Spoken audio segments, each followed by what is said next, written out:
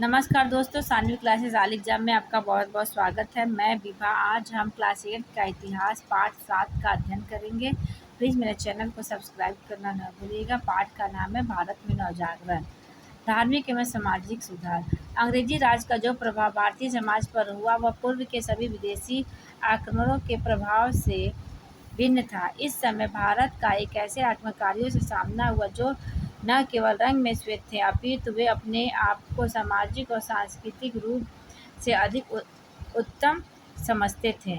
18वीं शताब्दी में यूरोप में एक नवीन बौद्धिक लहर चल रही थी। नवीन चिंतन, तर्कशास्त्र, अन्वेषण की भावना, विज्ञान तथा वैज्ञानिक दृष्टिकोण ने यूरोप के राजनीतिक, सैनिक, आर्थिक तथा धार्मिक सभी पक्षों को प्रभावित किया।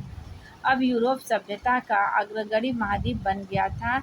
इसके विपरीत भारत को एक गतिहीन, निष्प्राण, गरीब तथा गिरते हुए समाज के रूप में प्रस्तुत किया जा रहा था। कुछ अधिक परिपक्व व्यक्ति जिनमें राजा राम मोहन राय एवं सर सैयद अहमद खां प्रमुख थे, वे पश्चिमी शिक्षा विचारों से प्रभावित थे। उनका विचार था कि धर्म तथा समाज में सुधार होना चाहिए। हमें पूर्व तथा पश्चिम से उत्तम विचारों को स्वीकार कर लेना चाहिए। तीसरा एक और वर्ग था जो पाश्चात्य संस्कृति की श्रेष्ठता को स्वीकार करने के पक्ष में नहीं था। वह भारत की प्राचीन परंपरा को आधुनिक राष्ट्रवाद के संदर्भ में प्रेरणा लेना चाहता था। इनका मानना था कि यूरोप को भारतीय अध्यात्म से बहुत कुछ सीखना है। इनमें आर्य समाज, रामकृष्ण मिशन, देवबंद आंदोलन प्रमुख थे। अंग्रेजी शिक्षा, पाश्चात्य विचार, तर्कवाद, विज्ञानवाद, मानववाद से प्रभावित होकर भारतीयों ने अपने अपने धर्म को सुधारने का प्रयास किया। धर्म को तर्क से मापा जाने लगा और धर्म में जो विसंगतियाँ थी उन्हें छोड़ा जाने लगा। सामाजिक कुरीतियों के प्रति सामाजिक सोच भी में बदलाव आया। अंधविश्वास, कर्मकांड इत्यादि को तर्क के तराजू पर तौलकर धर्म में सुधार किया गया। धार्मिक सुधार आंदोलन, इन सभी के फलस्वरूप भारतीय समाज में कुछ धार्मिक एवं सामाजिक सुधार आंदोलन प्रारंभ हुए। इस आंदोलन ने भारतीय समाज को न केवल रूप ही बदल दिया, अपितु भारत के आधुनिकीकरण में महत्वपूर्ण योगदान दिया। भारत में लगभग सभी सामाजिक कुरीतियों, धार्मिक मान्यताओं पर आधारित थी, इसलिए धर्म को सुधारे बिना समाज सुधार संभव नहीं था। भारतीय जीवन के विभिन्न पक्षों में उनका बहुत निकट का संबंध था, जैसे सती, विधवाओं को पुनर्विवाह का निषेध, देवदासी प्रथा जैसी धार्मिक मान्यता समाप्त हुए बिना उनका सामाजिक कल्याण संभव नहीं था। आइए जानते हैं इनके बारे में। महिलाओं के लिए नए कानून। ये राजा राम मोहन राय है। राजा राम मोहन राय जिनका जन्म 1774 ईस्वी में और मृत्यु 1833 ईस्वी में हुई। राजा राम मोहन राय ने वर्ष 1828 ईस्वी में ब्रह्म समाज की स्थापना की। ब्रह्म समाज की स्थापना कहाँ हुई, इसे आप कमेंट बॉक्स में लिख सकते हैं।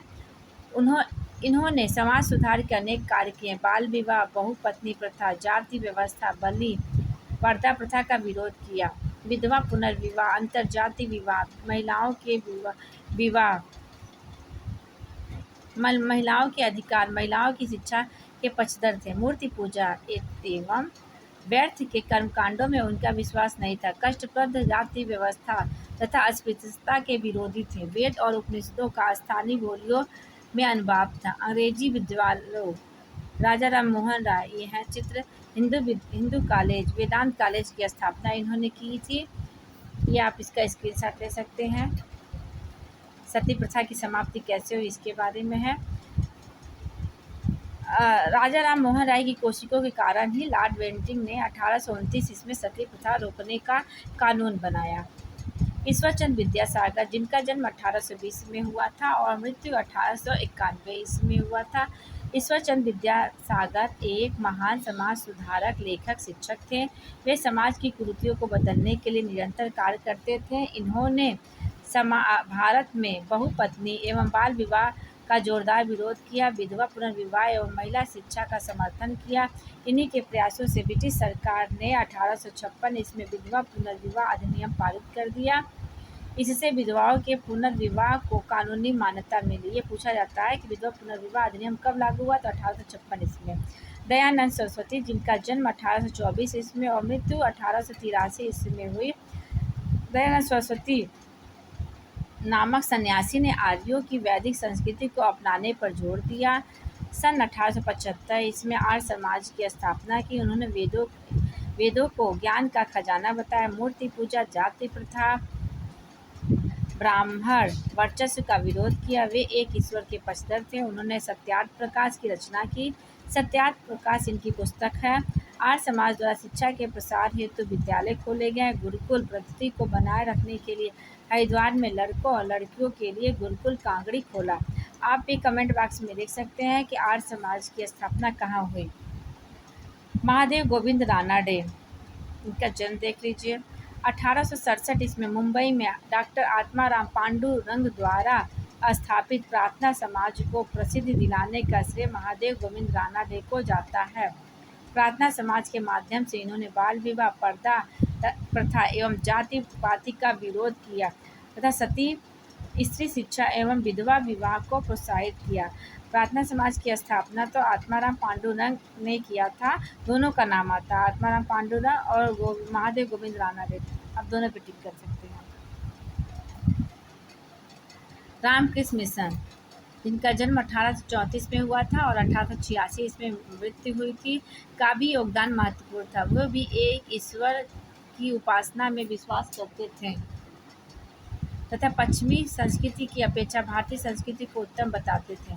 स्वामी विवेकानंद रामकृष्ण परमहंस के शिष्य थे। उन्होंने सन 1896 में रामकृष्ण मिशन की स्थापना की। सन 1883 में शिकागो में विश्व धार्मिक संसद में हिंदुत्व की बात रखी। वह भारतीय समाज में पश्चिमी छाप के विरोधी थे। वे गर्व से कहते थे, मैं भारतीय हूँ तथा प्रत्येक भारतीय मेरा भाई है। वे अंधविश्वास तथा अस्पृश्यता के विरोधी थे।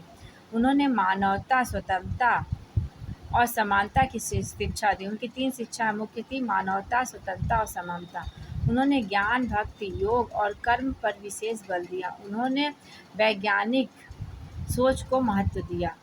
अब मुस्लिम सुधार आंदोलन, सर सैयद अहमद खां, जिनका जन्म 1817 ईस्वी में हुआ था, मृत्यु 1898 ईस्वी में हुआ था, ने 1864 ईस्वी में साइंटिफिक सोसाइटी यानी विज्ञान समिति की स्थापना की। वे पश्चिमी शिक्षा के पक्षधर थे। इन्होंने मुसलमानों के लिए अंग्रेजी शिक्षा की वकालत की और पश्चिमी शिक्षा पढ़ने तथा आधुनिक विचारों को अपनाने की बात कही। वे मुसलमानों में पर्दा प्रथा, बहुविवाह, आसान तलाक व्यवस्था के विरुद्ध थे। उन्होंने मुसलमानों के लिए अलीगढ़ में एल्गो ओरिएंटल विद्यालय खोला।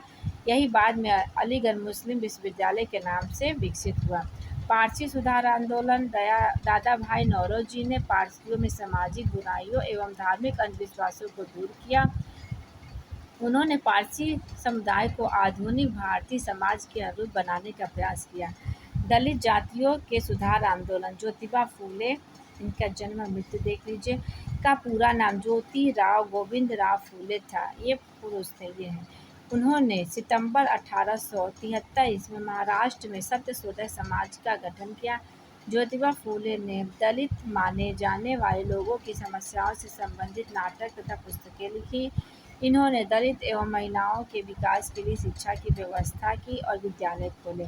सावित्रीबाई फूले ज्योतिबा फूले की ये पत्नी थी। इन्होंने अपने जीवन को एक मिशन की तरह से जिया, जिसका उद्देश्य था विधवा विवाह करवाना, छुआछूत मिटाना, महिलाओं की मुक्ति तथा दलित महिलाओं को शिक्षित बनाना। इन्होंने पुणे में प्रथम बालिका विद्यालय की शुरुआत की। शिक्षा से जुड़े कार्यों के साथ साथ इनका सामाजिक कार्यों में भी सक्रिय योगदान रहा। महिलाओं का योगदान, एनी बेसेंट ने सन 1882 ईस्वी में चेन्नई, मद्रास में थियोसॉफिकल सोसाइटी की स्थापना की। एनी बेसेंट की वैदिक धर्म में रुचि थी। उन्होंने हिंदू धर्म को विश्व के अन्य धर्मों से श्रेष्ठ बताया। एनी बेसेंट ने श्रीमद् भागवत गीता का अंग्रेजी में अनुवाद किया। उन्होंने वेदों और उपनिषदों का भी अध्ययन किया। वह बाल विवाह, बहुविवाह, जाति प्रथा की विरोधी थी।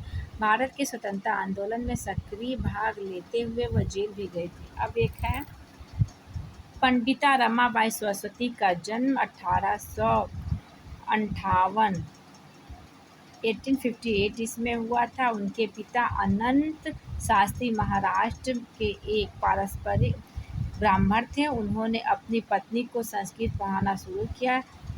उनका इतना विरोध हुआ कि उन्हें गांव छोड़कर जाना पड़ा और जंगल में कुटिया बनाकर रहना पड़ा। वहीं रमाबाई का जन्म हुआ। अनंत शास्त्री ने अपनी बेटी को भी संस्कृत सिखाई और शास्त्र एवं पुराण पढ़ाए। जब रमाबाई केवल 16 वर्ष की थी तो उनके माता पिता दोनों का देहांत हो गया। अनाथ रमाबाई और उनका भाई जगह जगह भटकते रहे, पर किसी ने उन्हें आश्रय नहीं दिया, क्योंकि पढ़ी लिखी लड़की से सब कतराते थे और उसे दोष देते थे जैसे वह कोई पाप कर रही हो। रमाबाई घूमती घूमती जब कल कोलकाता पहुंची तो वहां उनका बहुत स्वागत हुआ। वहां राजा राममोहन राय, विद्यासागर आदि से प्रभावित कई लोग थे जो महिलाओं के बारे में नए विचार रखते थे। वहां रमाबाई ने कई जगहों पर महिलाओं की हालत सुधारने पर संस्कृत में भाषण दिए। कोलकाता के लोगों ने उन्हें पंडिता तथा सरस्वती की उपाधि दी। अब वे पंडित रमाबाई सरस्वती कहलाए। आगे जाकर रमाबाई ने ईसाई धर्म को अपनाया। रमाबाई ने अपना पूरा जीवन महिलाओं की मदद करने में लगा दिया। भारत में उन्होंने विधवा महिलाओं को शिक्षित करने के लिए शारदा सदन नामक आश्रम और स्कूल खोले। शारदा सदन में महिलाओं को कई हुनर तथा कार्य सिखाए गए ताकि वह अपने पैरों पर खड़ी हो सके। वह कहती थी कि जब हम अपनी स्थिति सुधारने का प्रयास करते हैं तो कहा जाता है कि हम पुरुषों के खिलाफ बगावत कर रहे हैं और यह पाप है। दरअसल सबसे बड़ा पाप पुरुषों के बुरे कार्यों को सहना और विरोध करना है।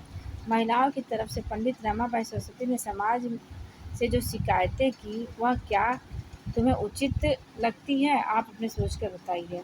अक्सर कक्षा में लड़कियां बहुत धीमे बोलती हैं और या चुप रहती हैं, ऐसा क्यों होता है? रमाबाई के विचार में इस बात का क्या कारण हो सकता है? इसी के साथ ही ये वीडियो समाप्त होता है, ये चैप्टर भी समाप्त होता है।